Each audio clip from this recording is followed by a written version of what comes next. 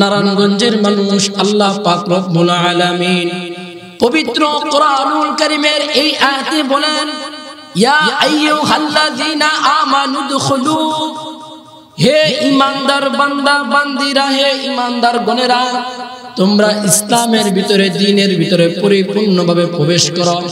দ্বীনের প্রত্যেকটা বিষয়ে তুমি পরিপূর্ণভাবে আদায় করো। নারায়ণগঞ্জের বাবারা, ভাইরা, কলিজার টুকটার যুবক বন্ধুরা, পর্দার অন্তরালের মা বোনেরা, আমার আপনার মালিক আল্লাহ কয় গোলাম, এই দুনিয়ার জমিনে আমি আল্লাহ দুনিয়ার জমিনে তোমাকে পাঠাইছি সর্বোত্তম শ্রেষ্ঠত্ব দিয়া। আমি আল্লাহ সর্বনিকৃষ্ট হিসেবে তোমাকে পাঠাই নাই। আল্লাহ পবিত্র কোরআনুল কারীমের অন্য আয়াতে ডাক দিয়ে বলেন, ওয়ালাকাদ কাররামনা বানি আদম, নিশ্চয় আমি আল্লাহ, অবশ্যই আমি আল্লাহ বনি আদমকে সৃষ্টি জীবের ভিতরে শ্রেষ্ঠত্ব দিয়েছি। নারায়ণগঞ্জের বাবারা, ভাইরা, কলিজার টুকটার যুবক বন্ধুরা, আমার আপনার মালিক আমাকে আপনাকে এত ভালোবাসে, এত মায়া করে, এত পরিমাণ মোহাব্বত করে। আল্লাহ ডাক দেয়া কয়, গোলাম তুই তোর বাড়ির পাশের কুকুরটার দিকে তাকায়া দেখ। তোর বাড়ির পাশের কুকুরটাকে আমি আল্লাহ সৃষ্টি জীবের ভিতরে শ্রেষ্ঠত্ব দেই নাই। তোর বাড়ির পাশের কুকুরটাকে আমি আল্লাহ সৃষ্টি জীবের ভিতরে সর্বোত্তম খাবার দেই নাই। তোর বাড়ির পাশের কুকুরটাকে আমি আল্লাহ সৃষ্টি জীবের ভিতরে সর্বোত্তম বসস্থান দেই নাই। ও গোলাম তুই চিন্তা কইরা দেখ, তুই চিন্তা কইরা দেখ, ওই কুকুরটার দিকে তাকা আর তুই তোর নিজের দিকে তাকা। চিন্তা কইরা দেখ আমি মালিক তোকে কি পরিমাণ ভালোবাসি, আমি মালিক তোকে কি পরিমাণ মায়া করি, কি পরিমাণ মোহাব্বত করি। তুই চিন্তা কইরা দেখ। মুসলমান বাবারা, ভাইরা, পর্দার অন্তরালের মা বোনেরা, দুনিয়ার জমিনে আমাকে আপনাকে আল্লাহ পাক রব্বুল আলামিন কেন পাঠাইছে, কিসের জন্য পাঠাইছে? আমার আপনার মালিক আল্লাহ পাক রব্বুল আলামিন পবিত্র কোরআনুল কারীমে ডাক দিয়ে বলেন, আল্লাযী খালাকাল মাউতা ওয়াল হায়াতা লিয়াবলুয়াকুম আইয়ুকুম আহসানু আমালা। আমার আপনার মালিক আল্লাহ পাক রব্বুল আলামিন এই আয়াতে বলে, ও বান্দা তুমি জানো আমি মালিক তোমাকে কেন পাঠাইছি, আমি মালিক তোমাকে কিসের জন্য পাঠাইছি?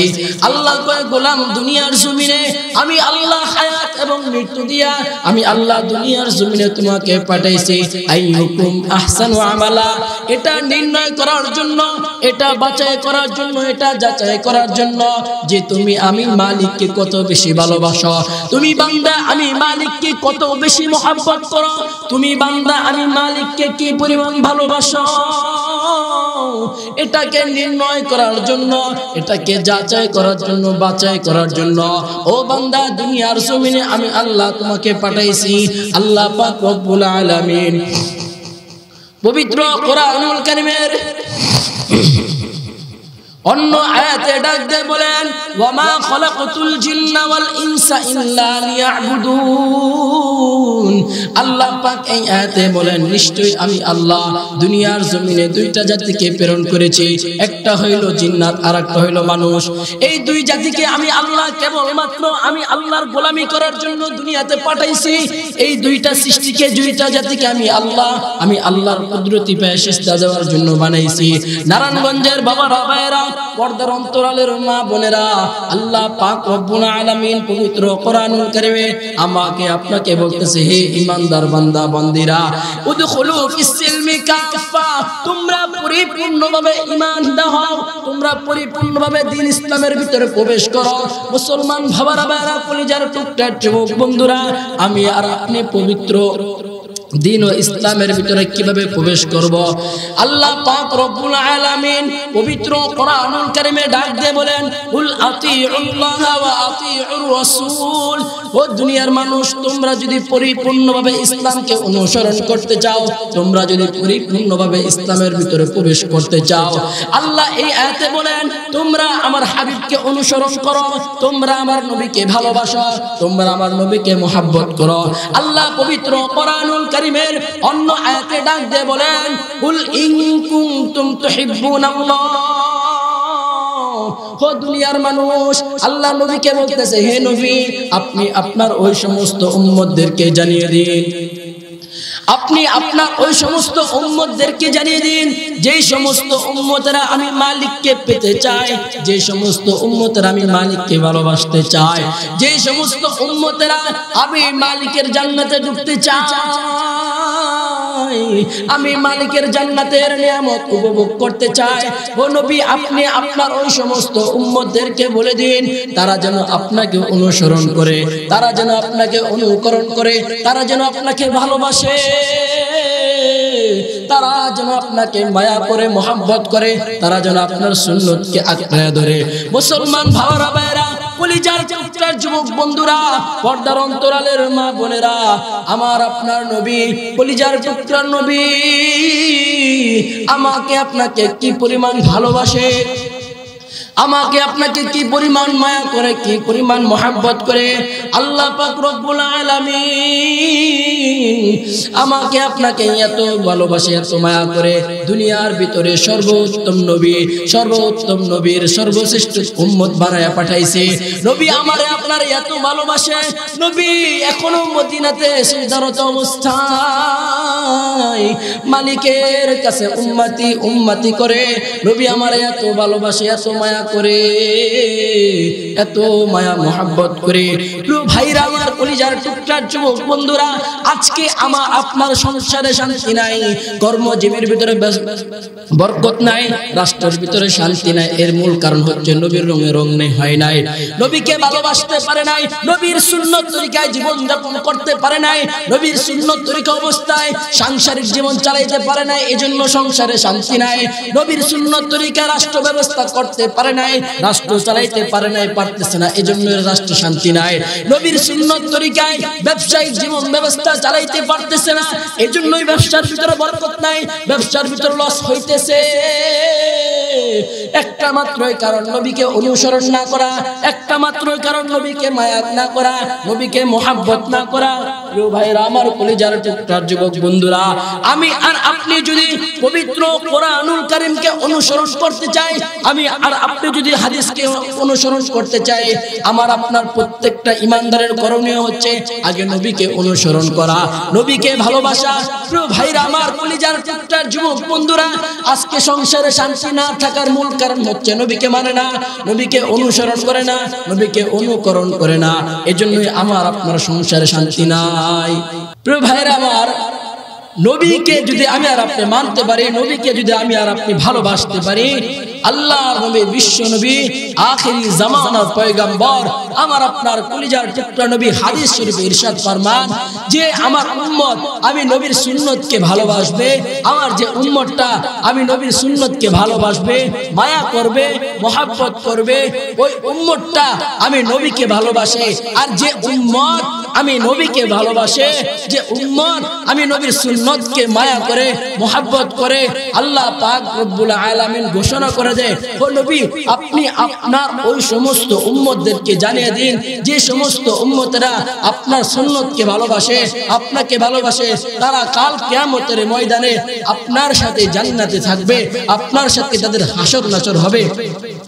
চাষারার বাবারা ভাইয়েরা, আল্লাহর নবী, বিশ্ব নবী, আখিরি জামানার পয়গম্বর রাসূলুল্লাহ সাল্লাল্লাহু আলাইহি ওয়াসাল্লাম হাদিস শরীফে ইরশাদ ফরমান, মান তাশাব্বাহা বিকওমিন ফাহুয়া মিনহুম, যার সাথে যার সম্পর্ক, যাকে যে অনুসরণ করবে, যাকে যে মায়া করবে, যাকে যে ভালোবাসবে, যার সাদৃশ্যতা যে অবলম্বন করবে, কাল কিয়ামতের ময়দানে আমার আপনার মালিক আল্লাহ পাক রব্বুল আলামিন তার সাথে তার হিসাব নিকাশ করবেন, তার সাথে তাকে জান্নাত জাহান্নাম দিবেন। প্রিয় ভাইরা আমার, এখন হিসাব নিকাশ করেন, এখন চিন্তা করেন আপনি জান্নাতে যেতে চান নাকি জাহান্নামে যেতে চান। এখনই আপনি ডিসিশন নেন, আপনি কাকে ভালোবাসবেন। মায়ার নবী, বিশ্ব নবী, আখিরি জামানার পয়গম্বর, উম্মতে মুহাম্মাদি রাসূলুল্লাহ সাল্লাল্লাহু আলাইহি ওয়াসাল্লামকে ভালোবাসবেন না নেতা নেত্রীদেরকে ভালোবাসবেন। একটা জিনিস, সত্য একটা বিষয় আমি বলে দেই, আপনারা বর্তমান আমাদের এক নেতা বলেছিল ইসলামের সাথে রাজনীতির কোনো সম্পর্ক নাই, কোরআনের সাথে রাজনীতির কোনো সম্পর্ক নাই। আপনাদেরকে এই কথাটা আমি স্পষ্ট বলে দিতে চাইতেছি, সে যদি মুমিনের বাচ্চা হয়, মুসলমানের বাচ্চা হয়, তার কেন ইসলামের সাথে সম্পর্ক থাকবে না? যে বলে রাজনীতির সাথে ইসলামের কোনো সম্পর্ক নাই, যে বলে রাজনীতির সাথে কোরআনের কোনো সম্পর্ক নাই, তার মানে স্পষ্ট বুঝে নিতে হবে তার সাথে কোনো কোরআনের সম্পর্ক নাই, তার সাথে কোনো ইসলামের সম্পর্ক নাই। অতএব যার সাথে কোনো ইসলামের সম্পর্ক নাই, যার সাথে কোরআনের সম্পর্ক নাই, কখনো সে মুমিন হতে পারে না, কখনো সে মুসলমানের সন্তান দাবি করতে পারে না। কথা বলেন ঠিক না ঠিক? তো প্রিয় ভাইরা আমার, যিনি এই কথাটা বলেছে যে রাজনীতির সাথে কোরআনের কোনো সম্পর্ক নাই, আমি তাদেরকে বলতেছি, আমি তাকে স্পষ্ট করে বলে দিলাম যে আল্লাহর নবী, বিশ্ব নবী, আখিরি জামানার পয়গম্বর, আমার আপনার কলিজার টুকরার নবী রাজনীতি করেছে না করেন নাই? উত্তর দেন। আল্লাহর নবী, বিশ্ব নবী, আখিরি জামানার পয়গম্বর রাষ্ট্র চালান নাই, রাষ্ট্রপতি ছিলেন না। আমার আপনার কলিজার টুকরা নবী, উম্মতের দরদি নবী, পৃথিবীর শুরু লগ্ন থেকে নিয়ে এই পর্যন্ত সর্বোত্তম এবং সর্বশ্রেষ্ঠ রাষ্ট্রপতি। কথা বলেন ঠিক না ঠিক? আল্লাহর নবী, বিশ্ব নবী, প্রত্যেকটা জীবন ব্যবস্থা আমার আপনার আল্লাহ পাক রব্বুল আলামিন আমাকে আপনাকে যে দুনিয়ার জমিনে পাঠাইছে, আল্লাহ পাক বলেন, ও বান্দা, দুনিয়ার জমিনে কিভাবে চলবা, দুনিয়ার জমিনে কেমন ভাবে চলাচল করবা, এবং দুনিয়ার জমিনে আমি মালিককে কি পরিমাণে অনুসরণ করবা, আমি মালিককে কিভাবে ভালোবাসবা, নবীকে কিভাবে অনুসরণ করবা, এজন্য আমাকে আপনাকে সংবিধান দিছে না দেয় নাই? আল্লাহ পাক রব্বুল আলামিন দুইটা জিনিস উম্মতদেরকে দিয়েছে, দুইটা জিনিস আমাকে আপনাকে দিয়েছে। এক নাম্বার হলো নবী, দুই নাম্বার হলো কোরআন নামক সংবিধান।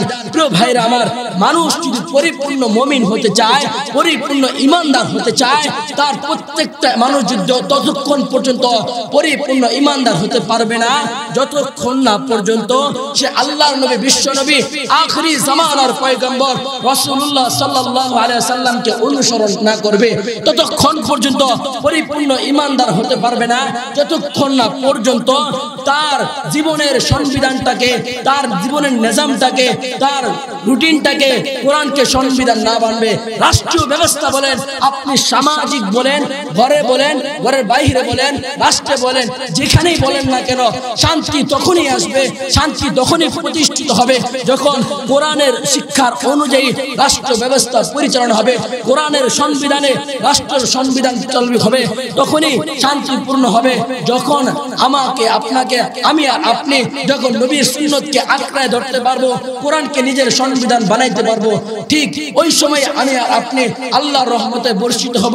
আল্লাহ পাক রব্বুল আলামিন তখনই আমার আপনার উপর রহমত বর্ষিত করবেন, এবং আমার আপনার সংসারে, রাষ্ট্রে, কর্মক্ষেত্রে, সকল জায়গায় আল্লাহ পাক রব্বুল আলামিন রহমত দান করবেন, যতক্ষণ না পর্যন্ত আমি আর আপনি দ্বীন ও ইসলামকে না মানব। তো প্রিয় ভাইরা আমার, আমি যে আয়াতটা তেলাওয়াত করেছি, এই আয়াতে বলেন, হে ঈমানদার বান্দারা, তোমরা পরিপূর্ণভাবে ইসলামের ভিতরে প্রবেশ করো। এখন আমরা মুসলমান দাবি করি ঠিকই, তাই না?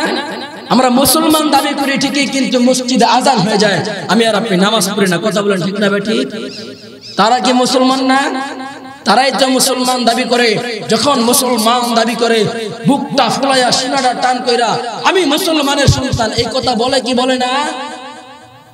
আরে মুসলমানের ঘরে সন্তান, মুসলমানের ঘরে জন্ম নিলেই তো মুসলমান হয় না। কথা বলেন ঠিক না ঠিক? মুসলমান হতে হলে সর্বপ্রথম 7টি জিনিসের উপর ঈমান আনতে হবে। কয়টি জিনিস? 7টি জিনিসের উপর ঈমান আনতে হবে। এক নাম্বার, আল্লাহ তাআলার উপর ঈমান আনতে হবে।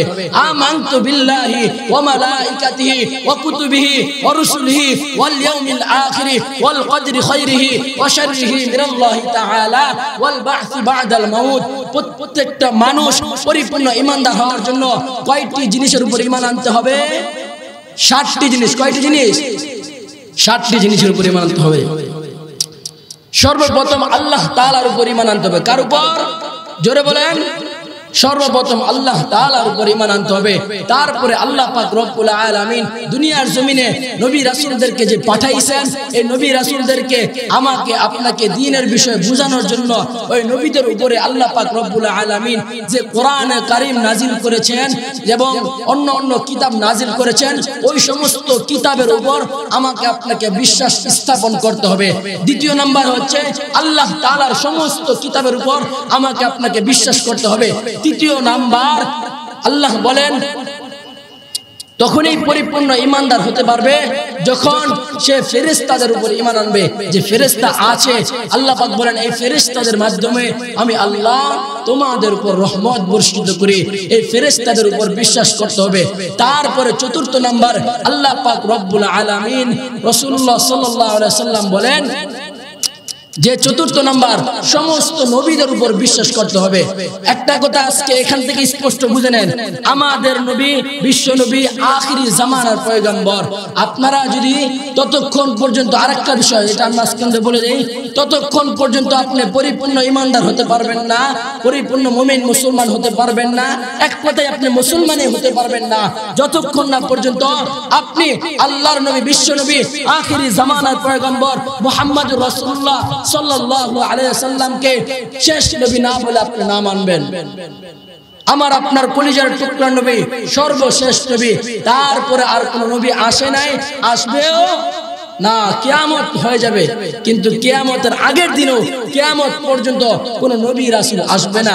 একটা কথা স্পষ্ট জেনে নেন, যেখানে আল্লাহর নবী বিশ্ব নবী স্পষ্ট বলে দিয়েছে যে আমার পরে যদি কোনো ব্যক্তি নবী হয়, নবী হওয়ার যোগ্যতা রাখে, সেটা হচ্ছে হযরত ওমর।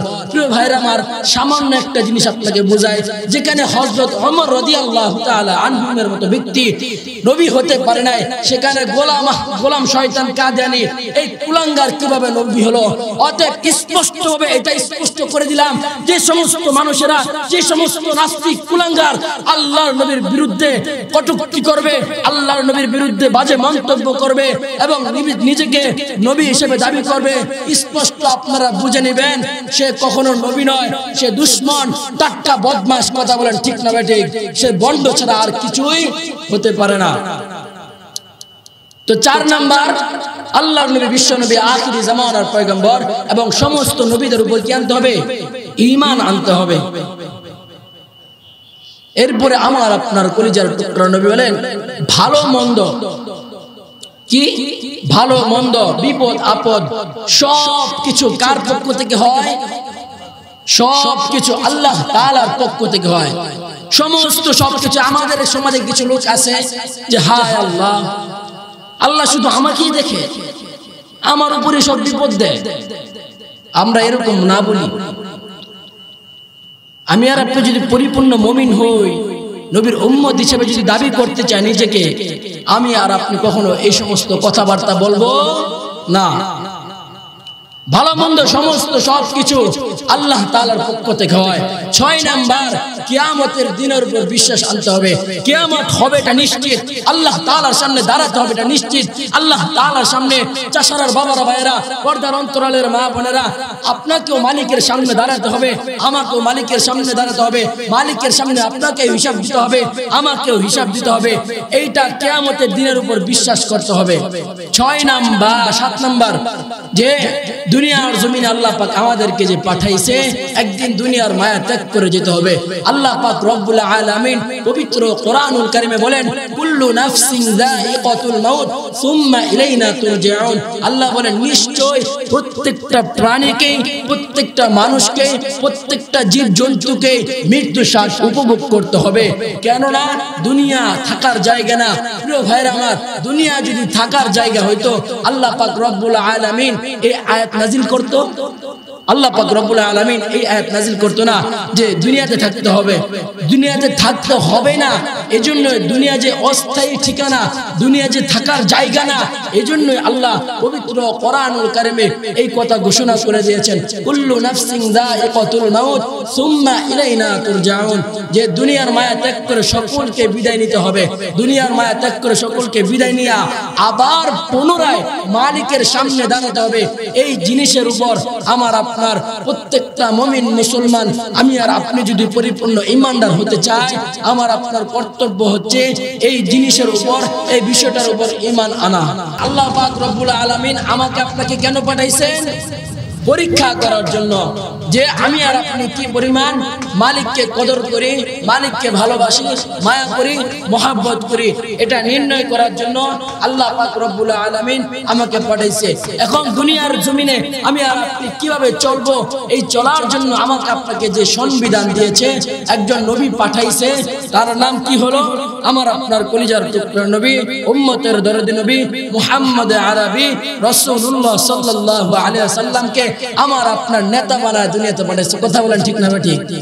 তো এখন স্পষ্ট একটা কথা বুঝে নেন, যে সমস্ত মানুষেরা আল্লাহর নবী, বিশ্ব নবী, আখিরি জামানার পয়গম্বর, উম্মতের দরদি নবী মুহাম্মদ আরবি রাসূলুল্লাহ সাল্লাল্লাহু আলাইহি ওয়াসাল্লামকে অনুসরণ করা ব্যতীত, রাসূলুল্লাহ সাল্লাল্লাহু আলাইহি ওয়াসাল্লামের সুন্নতকে আঁকড়ে ধরা ব্যতীত, রাসূলকে রাষ্ট্রপতি, রাসূলকে নেতা না বানাইয়া দুনিয়ার কোনো মানুষকে, দুনিয়ার কোনো ব্যক্তিকে যদি নেতা বানায়, ওই নেতা যদি নেককার হয়, ওই নেতা যদি নেককার ব্যক্তি হয়, তাহলে কাল কিয়ামতের ময়দানে ওই নেতার সাথে সে থাকবে।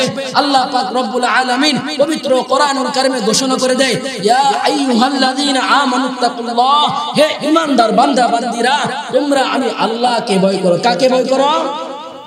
তোমরা আমি আল্লাহকে ভয় করো। ওয়া কুনু মা'আস সাদিকিন, এবং সত্যবাদীদের সঙ্গ দাও, সত্যবাদীদের সাথে চলাফেরা করো।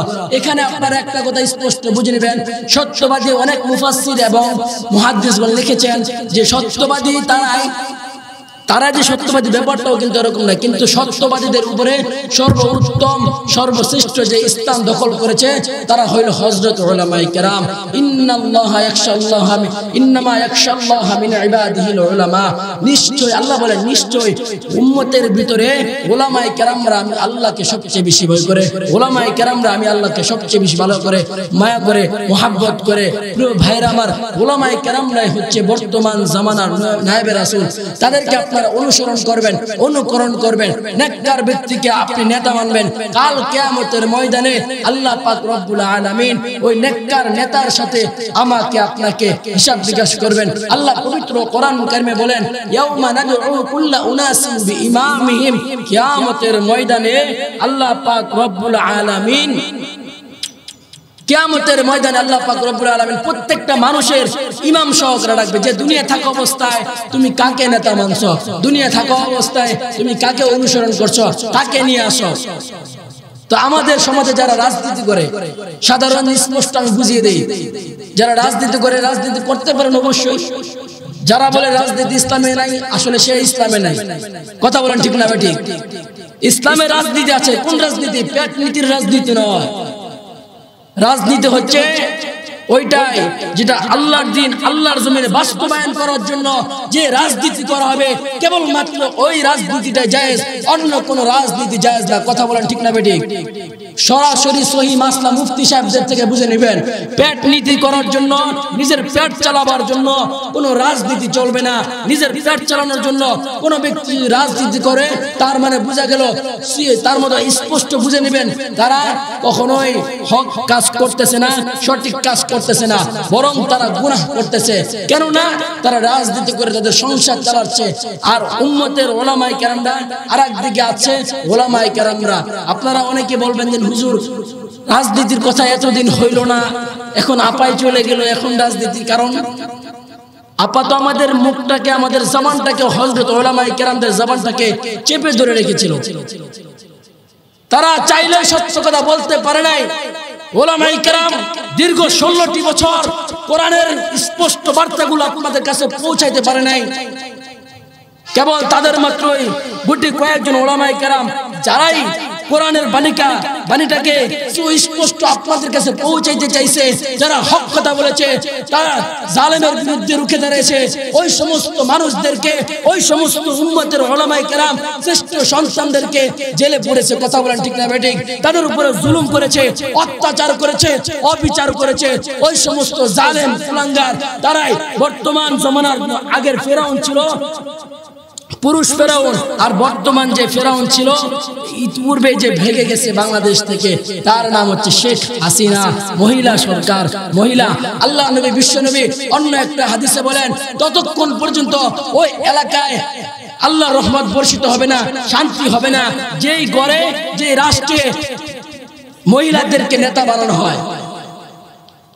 মহিলাদেরকে আপনি যত জায়গায় নেতা বানাবেন, মহিলাদেরকে আমির বানাইবেন, ঠিক তত জায়গায় আল্লাহর পক্ষ থেকে, আল্লাহর নবীর পক্ষ থেকে আপনার উপর লানত বর্ষিত হবে।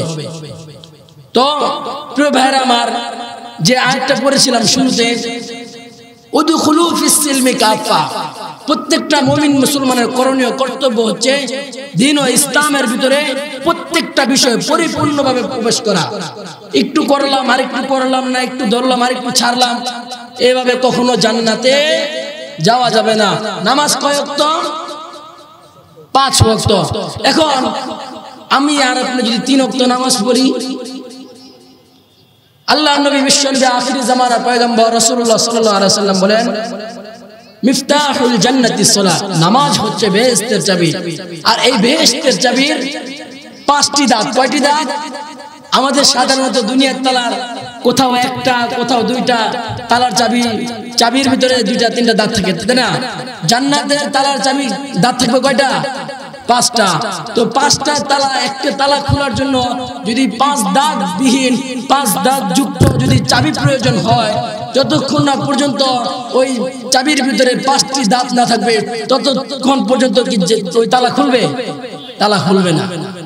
তো আমি আর আপনি যদি 1 ওয়াক্ত নামাজ পড়লাম, আর 1 ওয়াক্ত পড়লাম না, 3 ওয়াক্ত পড়লাম, 2 ওয়াক্ত পড়লাম না, 2 ওয়াক্ত পড়লাম, 3 ওয়াক্ত পড়লাম না, তাহলে কি আমার আপনার এই নামাজের চাবিতে জান্নাতে তালা খোলা যাবে? জান্নাতে তালা খোলা যাবে না। এবার আসেন, আল্লাহর নবী বিশ্বনবী আখিরি জামানার পয়গম্বর আরেকটা হাদিস বলেছেন, বুনিয়াল ইসলামু আলা খামসিন, শাহাদাতি আল্লা ইলাহা ইল্লাল্লাহ ওয়া আন্না মুহাম্মাদুর রাসূলুল্লাহ ওয়া ইকামিস সালাহ ওয়া ইতাইজ যাকাহ ওয়া হজ্জুল বাইত ওয়া সাওমি রমাদান। এই হাদিসে আমার আপনার কলিজার টুকরা নবী বলে, ইসলামের ভিত্তি কয়টি? 5টি। ঈমান, নামাজ, রোজা, হজ, যাকাত। ঈমান, নামাজ, যাকাত, রোজা, হজ। কয়টি? 5টি। এই 5টি জিনিসের উপর আমার আপনার সকলকে পরিপূর্ণভাবে, এখন যাকাতের যতটুকু হিসাব আসছে ঠিক ওই অনুযায়ী তো আমাকে আপনাকে যাকাত দিতে হবে, তাই না?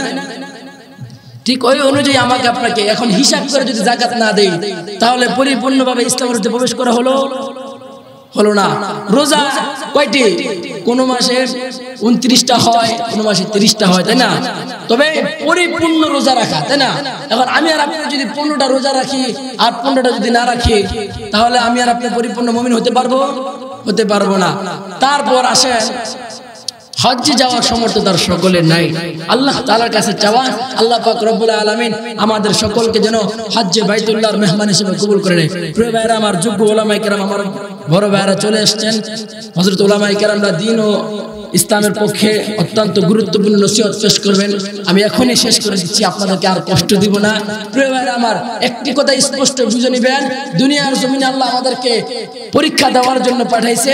দুনিয়া থাকা অবস্থা আমি আর আপনি যেমন পরীক্ষা দিব, দুনিয়া থাকা অবস্থা আমি আর আপনি যেভাবে চলবো, কাল কিয়ামতের ময়দানে আমার আপনার মালিক আল্লাহ পাক রব্বুল আলামিন আমাকে আপনাকে তাই দিবেন। এই ব্যাপারে ছোট্ট একটা হাদিস, আল্লাহ নবী বিশ্ব নবী আখিরি জামানার পয়গম্বর বলেন, কামা তাদিনু তুদানু, যেমন কর্ম তেমন ফল। দুনিয়া থাকা অবস্থায় আমি আর আপনি যেভাবে চলাফেরা করব, দুনিয়া থাকা অবস্থায় আমার নিজের হাতে যা কামাই করব, কাল কিয়ামতের ময়দানে আল্লাহ পাক রব্বুল আলামিন আমাকে আপনাকে ঠিক ওই অনুযায়ী আমার আপনার কর্মের ফল দান করবেন।